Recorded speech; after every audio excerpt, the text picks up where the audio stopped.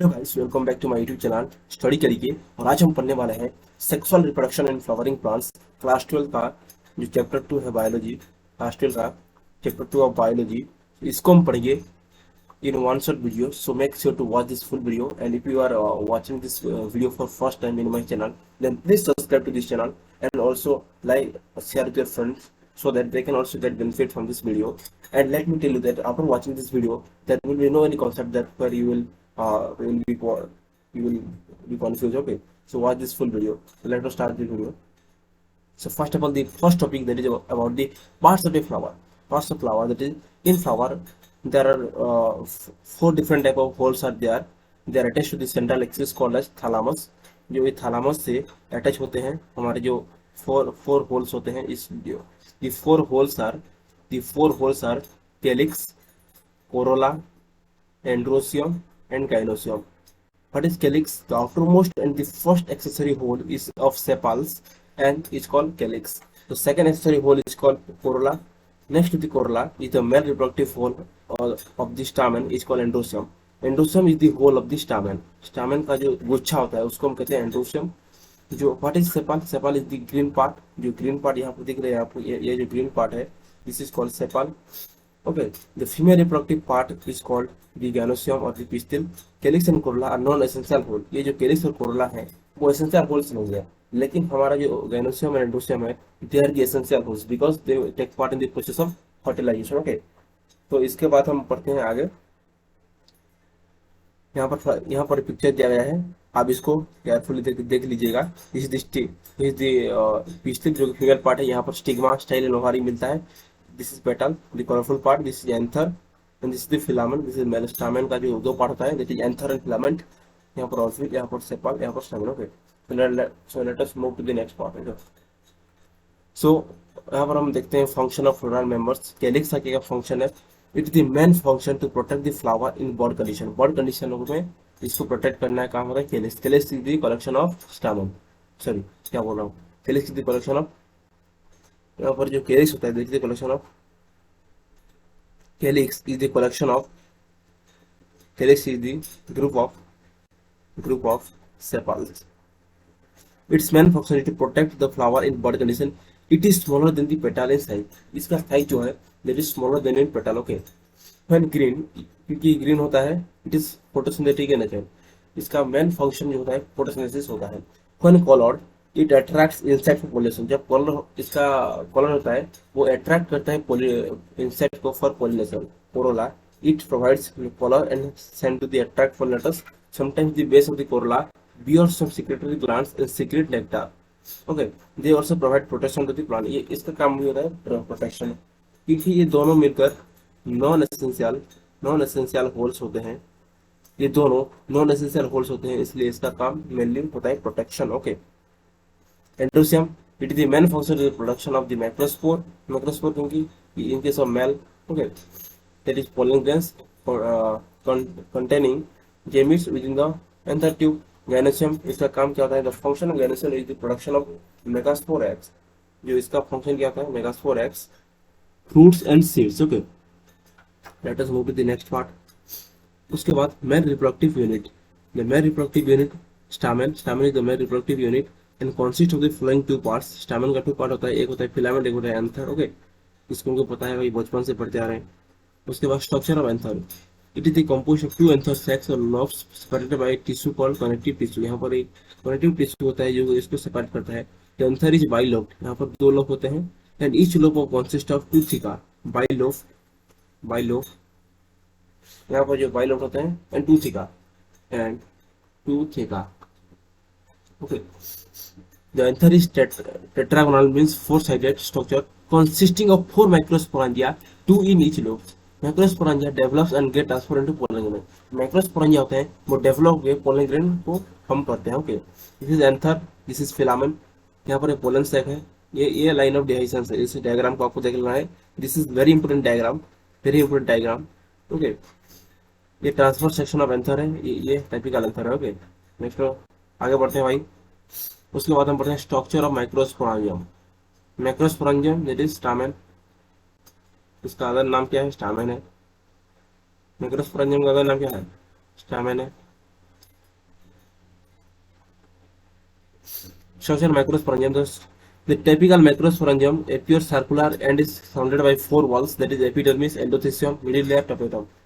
जो मैक्रोस्पोरेंजियम का चार वॉल होता है, तो आउटर मोस्ट इज एपिडर्मिस, उसके बाद जो थोड़ा सेकंड में आता है दैट इज एंडोथेलियम, उसके बाद मिडिल लेयर आता है, उसके बाद माइक्रोस्पोर मदर सेल आता है, सॉरी मिडिल लेयर आता है, उसके बाद टपेटम आता है। Epidermis it is outermost single layer of cell which is protective in nature, इसका मेन फंक्शन होता है प्रोटेक्शन। एंडोथेलियम क्या है, it is the second layer with thick cell, यहाँ पर थिक सेल होता है, helps in digestion and is protective in nature, इसका काम भी होता है प्रोटेक्शन। मिडिल लेयर क्या होता है, it is the third layer composed of 1 to 3 cells of cell, help in digestion and is protective in nature, इसका फंक्शन भी होता है प्रोटेक्शन।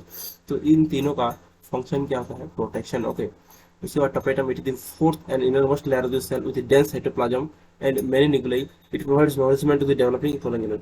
ये क्या करता है, नरिशमेंट प्रोवाइड करता है किसको, डेवलपिंग पोलन ग्रेन को। Okay, the center of which macrosporangium is filled with closely arranged similar cells called sporogenous tissue। जो मैक्रोस्पोरेंजियम के जो सेंटर में ऐसे होते हैं, यहाँ पर टपेटम के अंदर जो होते हैं उसको हम कहते हैं sporogenous tissue, sporogenous tissue. Okay, at maturity pollen sac is formed by fusion of two microsporangium in each lobe।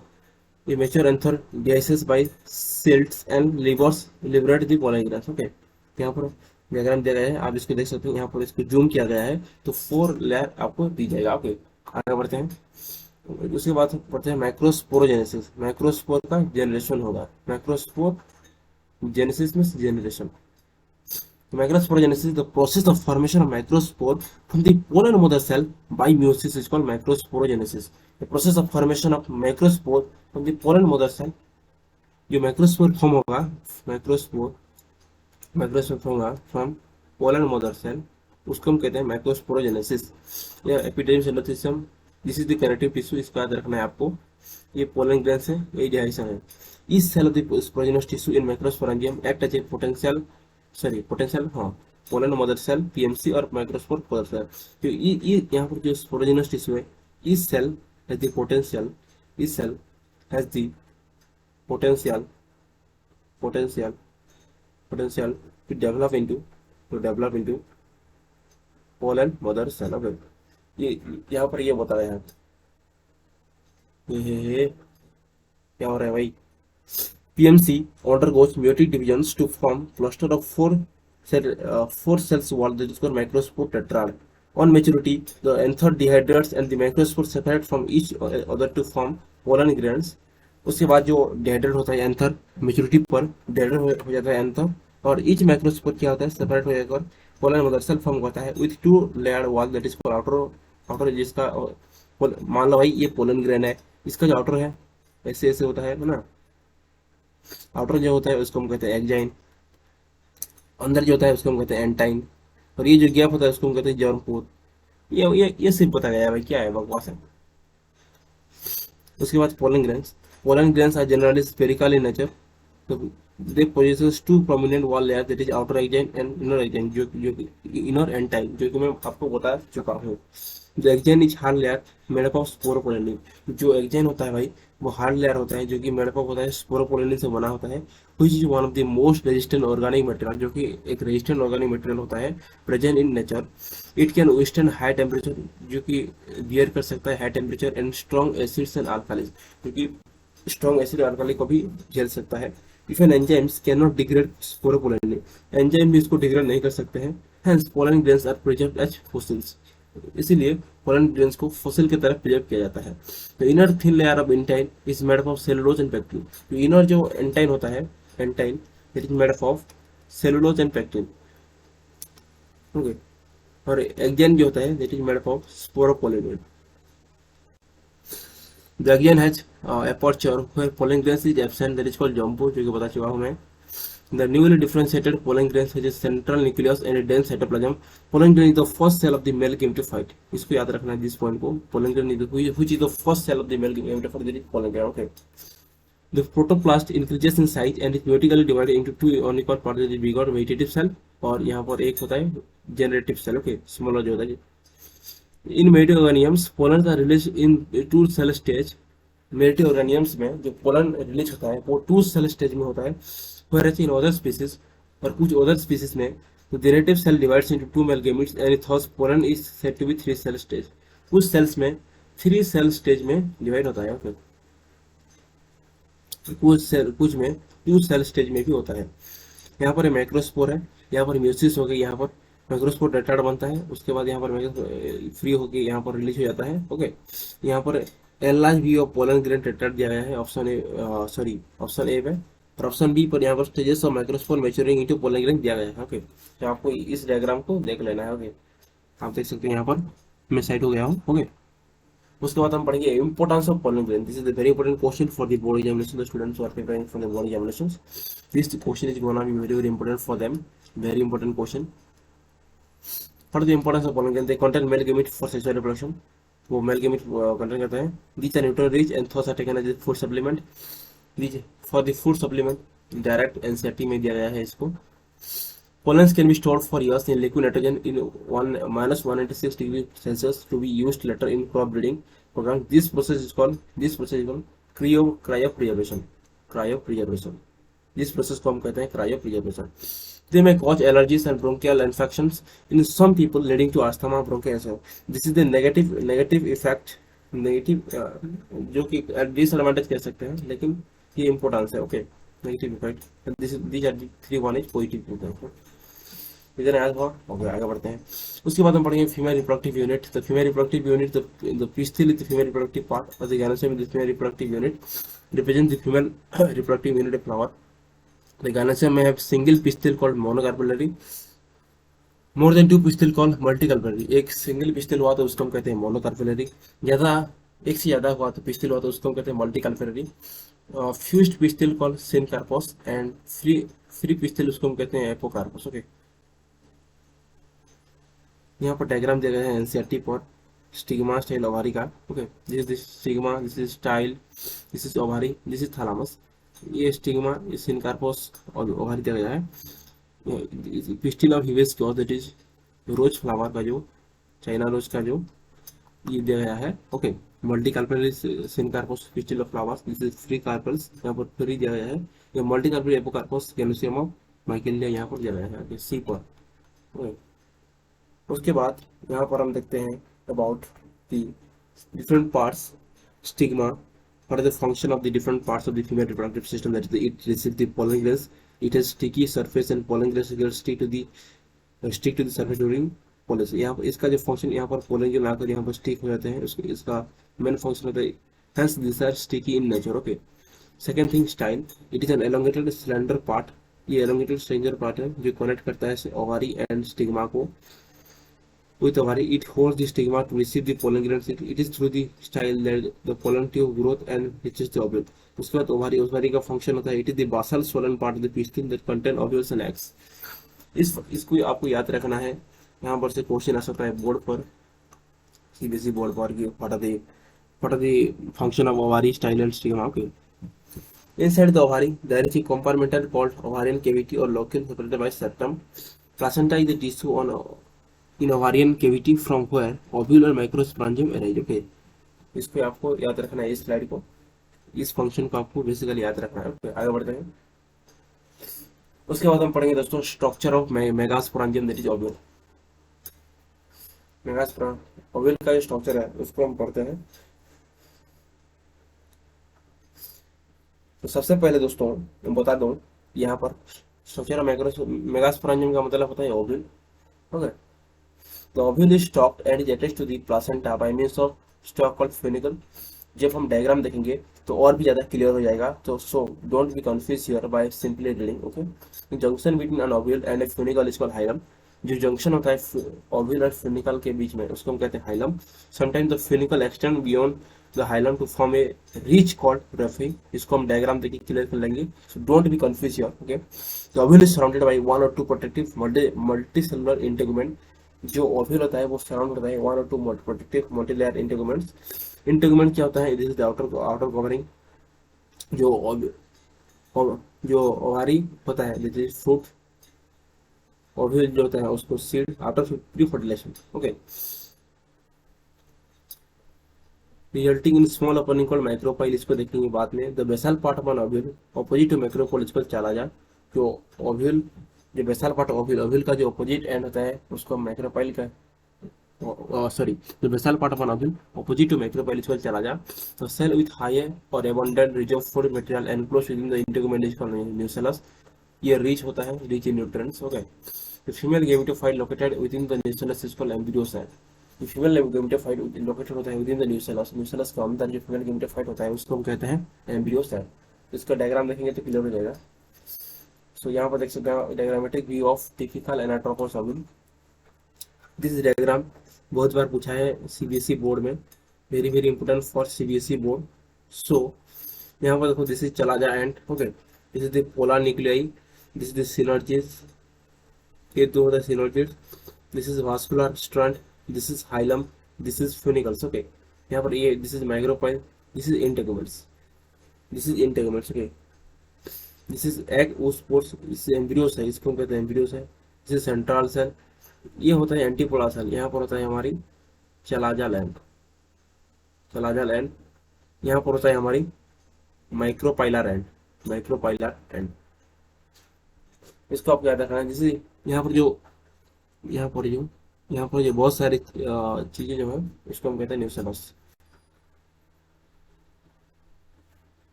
Okay, this is the outer. हाँ भाई, कहाँ गया pen? This is the outer integument.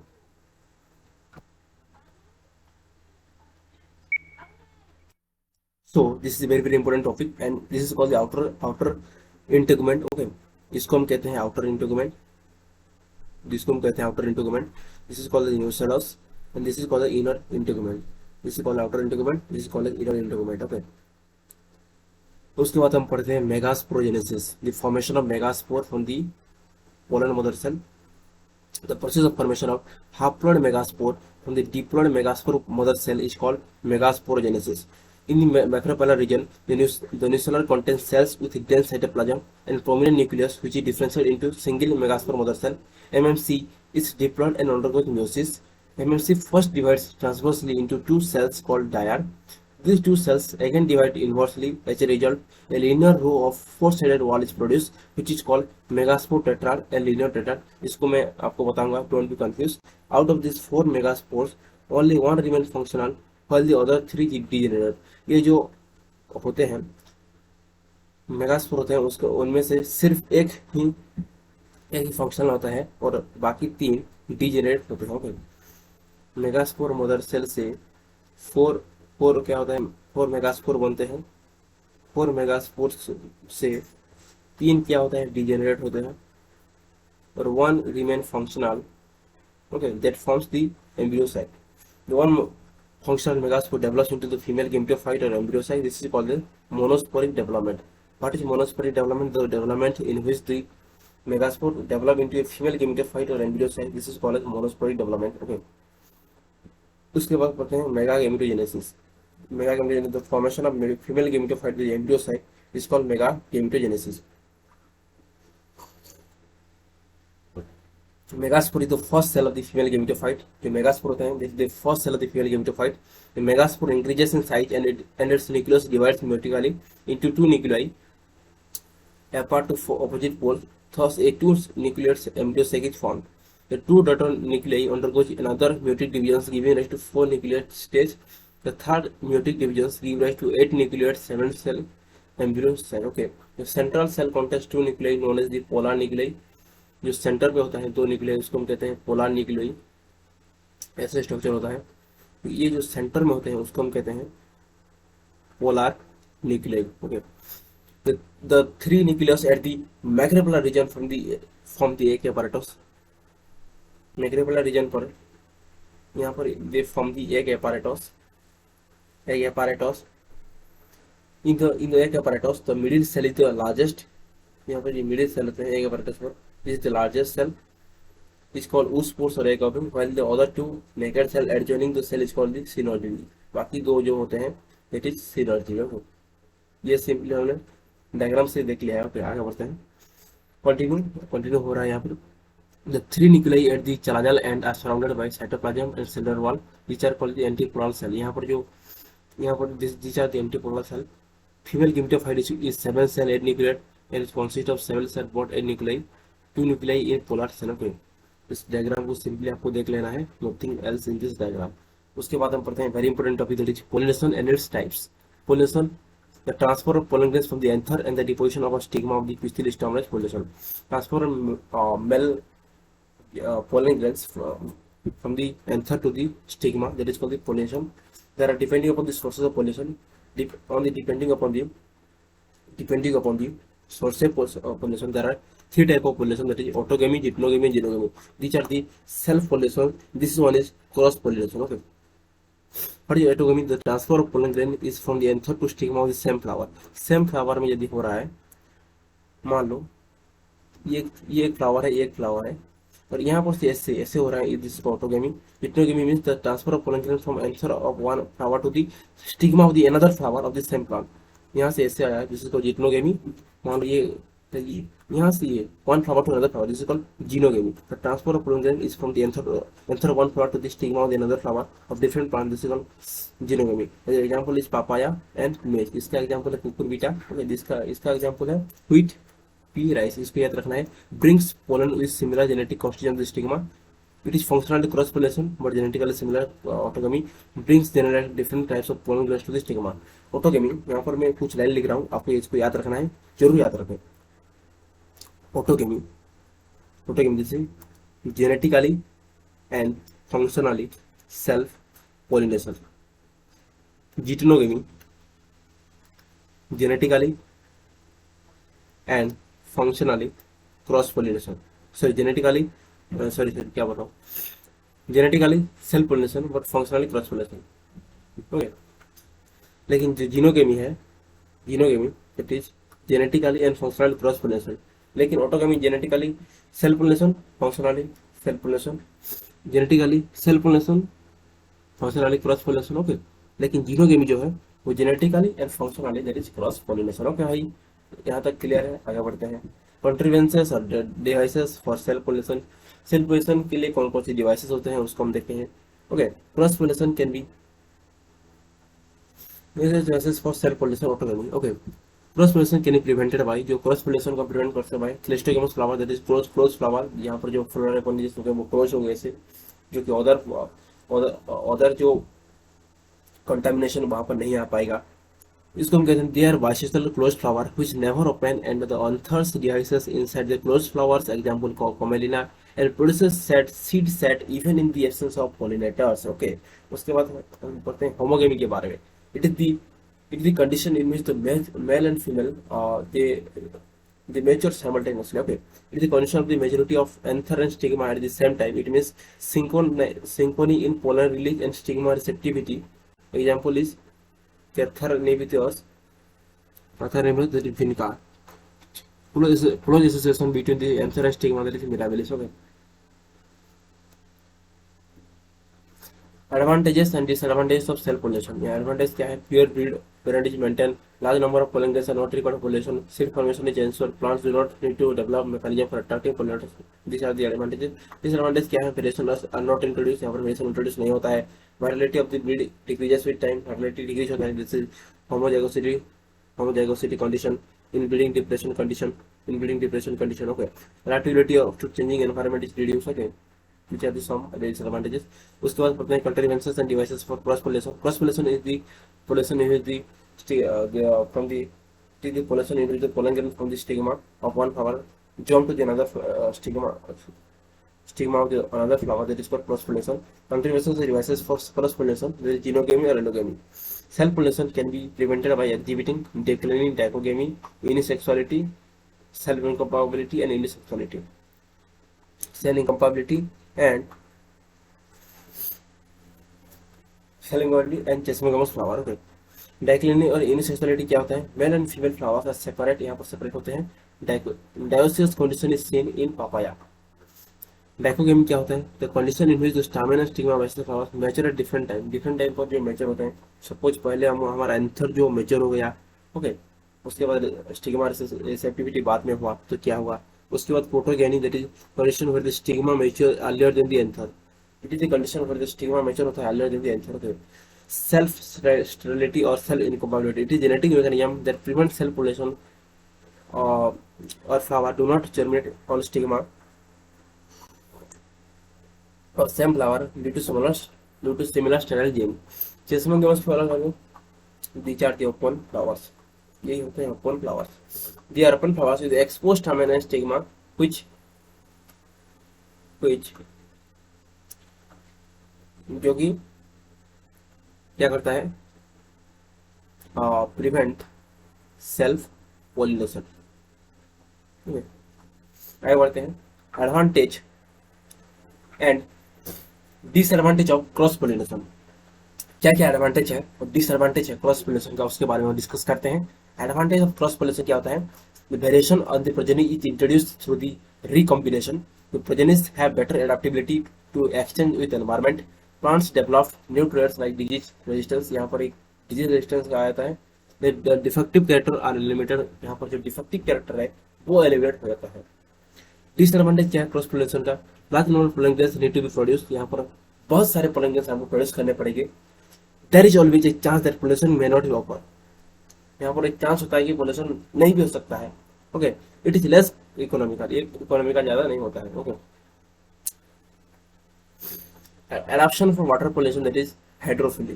Hydrophily means water, hydro means water, phily means pollination, water pollution. Adaptation for water pollution, hydrophily, the form of pollution in which pollens are distributed by water is called hydrophily। एक ऐसे form of pollution जहाँ पर pollen जो होते हैं वो distribute होते हैं by water is called hydrophily. It is very common in algae, bryophyte, pteridophyte and some angiosperm, Vallisneria and Hydrilla और some most, इसका एग्जाम्पल होता है वाटर पोल्यूशन का। In sea grasses Zostera, female flowers are समोस्ट in water to receive pollen grains for pollination inside the water. Pollens are long needle like and are carried passively by water। Okay, इनके साथ जो Zostera होते हैं वहां पर inside यहाँ पर होते हैं वो। Okay, in Vallisneria, the female flower stalk is long to reach the water surface to receive the pollen grain carried by water current, and in the stalk coil of outer pollination. Pollen grains are protected from wetting by the presence of mucilage covering। तो pollen grain है वो mucilage covering से covering होता है ताकि वो waiting से बच सके। Okay, flowers are not very colourful and do not produce nectar, यहाँ पर जो फ्लावर होते हैं वो कलरफुल नहीं होते हैं और ज्यादा they produce nectar. Adaptation for wind pollination, that is anemophily। wind pollination को हम कहते हैं anemophily। Adaptation for wind pollination, anemophily, the form of pollination in which wind distributes the pollen is called anemophily। यहाँ पर wind के मदद से जो pollination होता है, यहाँ पर देख सकते हैं आप, wind की मदद से जो pollination होता है उसको हम कहते हैं anemophily।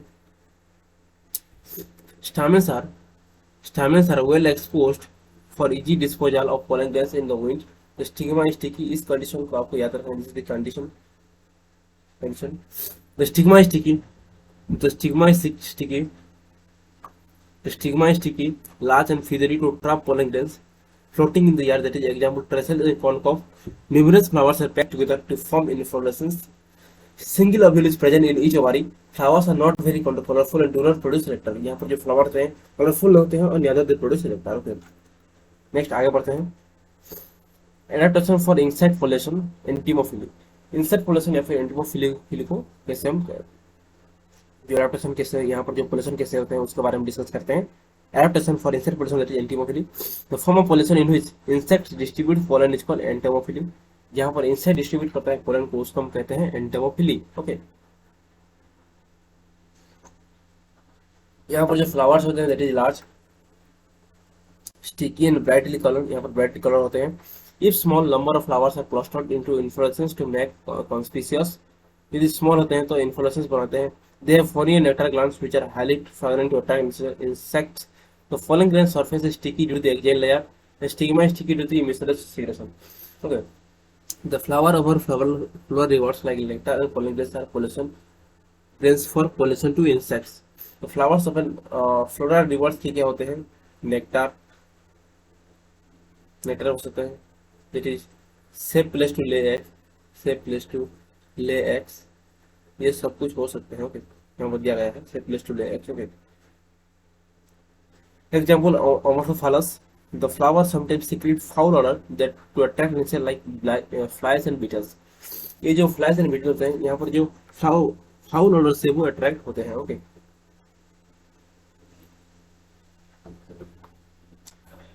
उसके बाद हम पढ़ेंगे दोस्तों एक very important topic, that is pollen pistil interaction. एक बहुत ही बेहतरीन टॉपिक है, that is pollen pistil interaction. Pollen और पिस्टिल में क्या क्या इंटरेक्शन होते हैं जब जो हमारा जो पोलन आता है from the other flower to the stigma of the other flower. यहाँ पर जो पोलन और पिस्टिल के अंदर जो इंटरेक्शन होता है उसको हम कहते हैं पोलन पिस्टिल इंटरेक्शन।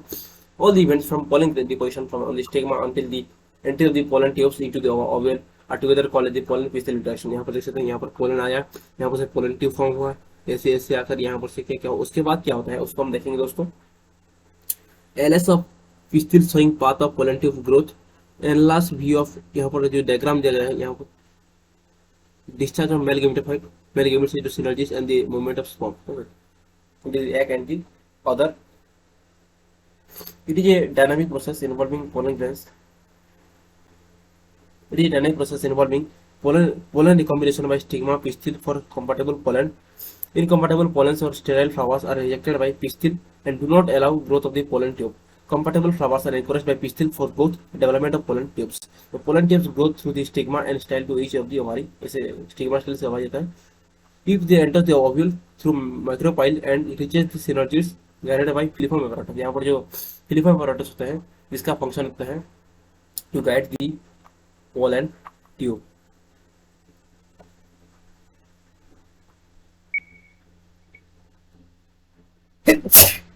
उसके बाद हम पढ़ेंगे आर्टिफिशियल हाइब्रिडेशन। यहाँ पर it is a commonly used technique in plant breeding programmes to obtain desirable characters. यहाँ पर जो क्या प्रोसेस है, यहाँ इमास्कुलेशन आता है, इमास्कुलेशन, उसके बाद आता है बेजिंग, उसके बाद आता है we can say the dusting और पॉलिनेशन, उसके बाद आता है रीबेगिंग। Anthers are removed from the bisexual flowers using forceps that is called emasculation। यहाँ पर जो emasculation में एंथर को रिमूव किया जाता है from the bisexual flower that is called emasculation। emasculation flower is covered with paper, इसको हम कहते हैं बटर पेपर। बटर पेपर से यहाँ पर प्रिवेंट कहता है for contact to prevent the contamination from unwanted pollen grains, this is called bagging. On attaining maturity mature pollen grains from the general plant dusted on the stigma। यहाँ पर dusting किया जाता है, this process is called dusting. Okay, आगे बढ़ते हैं। उसके बाद हम पढ़ेंगे डबल फोल्डेशन और triple fusion. This is the very important topic.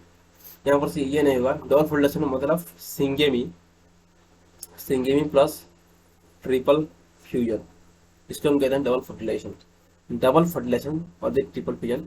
On reaching the synergids pollen tube releases the two male gametes into cytoplasm or synergids। one of the male gametes fuses to the egg nucleus और जो form करता है this is called syngamy. अगर male gamete वो फ्यूजस होते हैं polar nucleus के साथ और फॉर्म करते हैं प्राइमरी एंडोस्पर्म न्यूक्लियस पीएन, इसको हम कहते हैं triple fusion. As syngamy and triple fusion take place simultaneously in the embryo site, it is termed double fertilisation. क्योंकि जो सिंगेमी और ट्रिपल फ्यूजन वो साइमल्टेनियसली टेक्स प्लेस होते हैं in case of embryo site, this is called double fertilisation. Okay,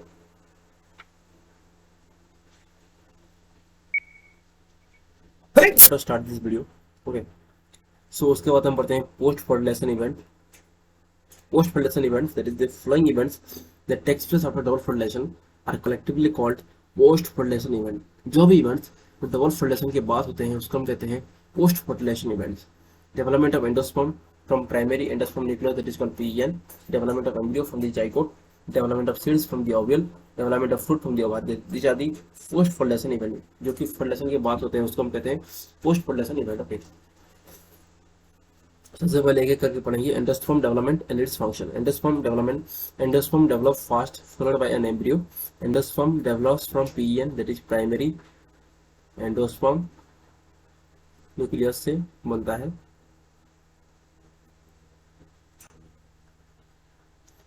PN undergoes successive nuclear divisions to give rise to the free nuclei, and this stage of endosperm development is called the free nuclear endosperm। Subsequently, cell wall is formed on the periphery and the endosperm becomes cellular. It is now called as the cellular endosperm। The function of what is the function of this endosperm development? The cells of the endosperm tissue are triploid, यहाँ पर triploid होते हैं and filled with the rich of food material to nourish the developing embryo। The water tender coconut जो कि होता है endosperm होता है। In the center is free nuclear endosperm and white kernel inside it is the multicellular endosperm। Endosperm may be completely congealed by the developing embryo in case of bee pins or it may persist mature seed, example coconut। Okay, उसके बाद हम पढ़ते हैं embryo development. The early development of embryo from the zygote is called the embryogeny. The development of embryo from the zygote is called embryogeny. Embryo develops from zygote to the micropyla end of the embryo sac. The nutrition for the development is provided by the endosperm. The zygote divides mitotically to form proembryony. इसको याद रखना नहीं है. This is not in NCERT. The different stages of the developing proembryo, orbital and heart-shaped embryo finally forms the mature embryo. Okay. उसके बाद हम पढ़ते हैं embryogeny in dicots. The zygote undergoes transverse division forming a large basal cell and a small apical or terminal cell. The large basal cell enlarges and undergoes transverse division to form a group of 6 to 12 cells for the suspensor. The first cell of the suspensor towards the macropolar end is called posterium, where the last cell of the suspensor towards the salarial end is called hypophysis, that later develops into radical. Okay, जो कि radical में develop होता है. The similar terminal or apical cell undergoes the one vertical division. The two cells formed from terminal cell divided by transverse division, thus forming 4 embryonic wall, that is called quadrant stage. Okay. उसके बाद continue हुआ है. यहाँ पर जो diagram दिया गया है आप इसको देख लेते हैं. मेच्योर क्लॉट, इसको याद रखना है. मेच्योर क्लॉट एम्ब्रियो, यहाँ पर स्कूटेलम कोलेप्टेल सूट, यहाँ पर मेच्योर मोनोकोट एम्ब्रियो. इसका डायग्राम पूछा जाता है एग्जाम में, इसको याद रखना है. उसके बाद finally these 4 cells divided vertically forming 8 cell proembryonic or octet stage.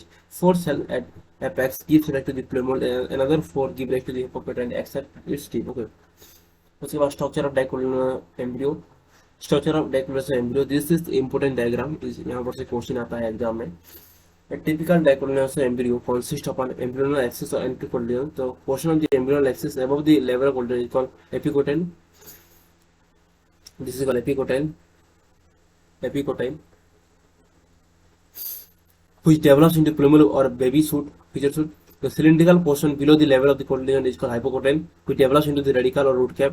The root cap is often covered with the root tip is often covered with the root cap, that is called calyptra, mango, apple, radish, rose, etc. are some example of dicot plants. उसके बाद हम पढ़ते हैं structure of monocotyledonous embryo. Structure of monocotyledonous embryo, a typical monocotyledonous embryo consists of one cotyledon. The cotyledon is situated on one side lateral of the embryonal axis and is called scutellum. The radical and root caps are situated at the lower and embryonal axis in undifferentiated sheath called foliorhiza. The shoot apex and the few leaves of primary are enclosed in a hollow follicular structure in epicotyle region called as coleoptile. The portion of the embryonal axis above the level of the attachment of scutellum is called epicotyle. Grass, banana, bamboo, palm, etc. are some monocot plant. यहाँ पर एक structure of monocotyledonous embryo, यहाँ पर से इसको आपको याद रखना है. उसके बाद आप पढ़ेंगे seed development. This is important topic. जहाँ पर जो इंपोर्टेंट होगा मैं बताऊंगा आपको, वहाँ पर से आपको पढ़ सकते हैं. ओके, मैं बता दूं, this is the important topic seed development. Ovule से पोस्ट फर्टिलाइजेशन के बाद सीड डेवलप होता है. Okay, seed is fertilize ovule which is the final product of sexual reproduction. It consist of the following seed coat 1 to 2 in number, having an opening called micropyle. Outer integument forms the outer core testa and the inner integument forms the tegument. Protected 1 to 2 in number and region reserved for material. Embryonal axis. Seed दो प्रकार के होते हैं. एक होता है हमारे non अल्बुमिनस seed, एक होता है हमारे अल्बुमिनस सीड. जहाँ पर नॉन एंडोस्पर्म होता है, यहाँ पर एंडोस्पर्म हो जाता है. The seed with no residual endosperm, example pea groundnut. The seed with residual endosperm, example wheat and mix. Sometimes in the seed Nucellus may possess the physical sperm, example in black pepper. With maturity, the water content of the seed decreases and finally enters a state of inactivity called the dormancy. Water content खत्म हो जाता है और एक the water content of the seed decreases and finally enters a state of inactivity. Inactivity stage में जाता है, उसको हम कहते हैं dormancy. Advantages of seed. Seed possesses better adaptivity strategy for dispersal to form a new colony. The reserve food or seed support the growth of the seedling till they become nutritionally independent. ये provide करता है nutrition को. The hard seed coats, testa plus tegment, provide protective against injury. They provide genetic recombination and variation as they are the product of sexual reproduction. Obviously, seeds are stored to be consumed throughout the year to overcome the drought and natural calamities. Obviously, depending upon the mobility of seeds, they are used to raise crops in favorable season. Okay. यहाँ पर जो दिया गया है structure of some seeds, ठीक है. यहाँ पर बीन सीड दिया गया है, यहाँ पर कैस्टर सीड दिया गया है, यहाँ पर ऑनियन सीड दिया गया है, यहाँ पर मेज ग्रेन दिया गया, ओके, इसकी आपको देख लेना है सिंपली। उसके बाद हम पढ़ते हैं fruit development. The ovary matures to form fruit and the ovarian wall develops into the fruit wall and called pericarp. Fruits can be fleshy, orange, mango, etc. Dry, mustard, ground, etc. Type of fruits क्या होते हैं? True fruit होते हैं, एक होता है falls fruit होता है। Fruit that develops from the ovary is called true fruit. Example P wheat, M P M W, sorry PMW, इस ट्रिक से आपको याद कर सकते हैं। Fruit that develop from ovary and the thalamus और other parts of flower, example apple, strawberry. Fruits consisting of three parts, फेरी epicarp, middle layer mesocarp and third layer is endocarp. Epicarp, middle layer epicarp, mesocarp and endocarp, ये तीन layer होते हैं fruit का। तो outer ये होता है outer, this is outer endocarp epicarp, this is middle mesocarp, this is inner endocarp. False fruit of apple and strawberry, यहाँ पर थैलामस, क्योंकि फल्स फ्रूट की क्या कहा गया है इसको, because it comes from the thalamus, thalamus से आता है, इसलिए इसको कहते हैं फल्स फ्रूट। यहाँ पर जैसे यहाँ पर पार्थेनोकार्पिक फ्रूट क्या होता है, तो fruit that is formed without fertilization are called parthenocarpic fruit, they do not have seeds, example banana. Parthenocarpic can also be induce artificially by growth of hormones.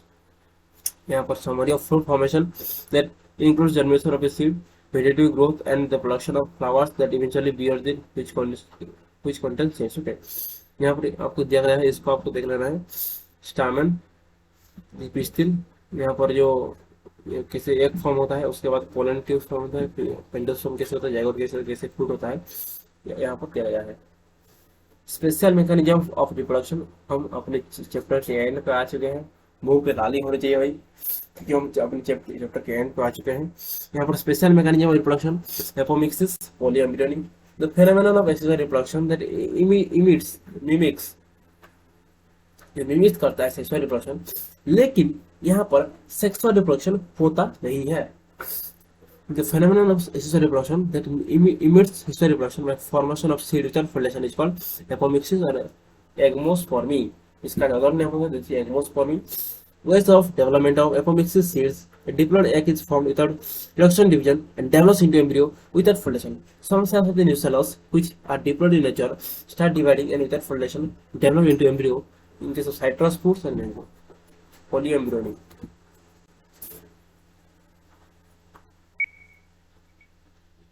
The occurrence of more than one embryo. Poly means many, embryony means embryo.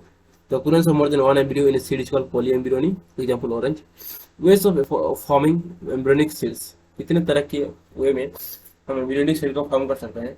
Development of cells like synergids, cells of nucellus, cells of integument into embryo. Formation of more than one embryo sac in a ovule. The formation of more than one egg in an embryo sac, this is called polyembryony. Okay, these are the three definitions of polyembryonic condition. So this is the end of this slide. I hope you have liked this video. So if you have liked this video, so please like, subscribe and share to this channel, and also share with your friends to get such information. Okay, thank you. Jai Hind.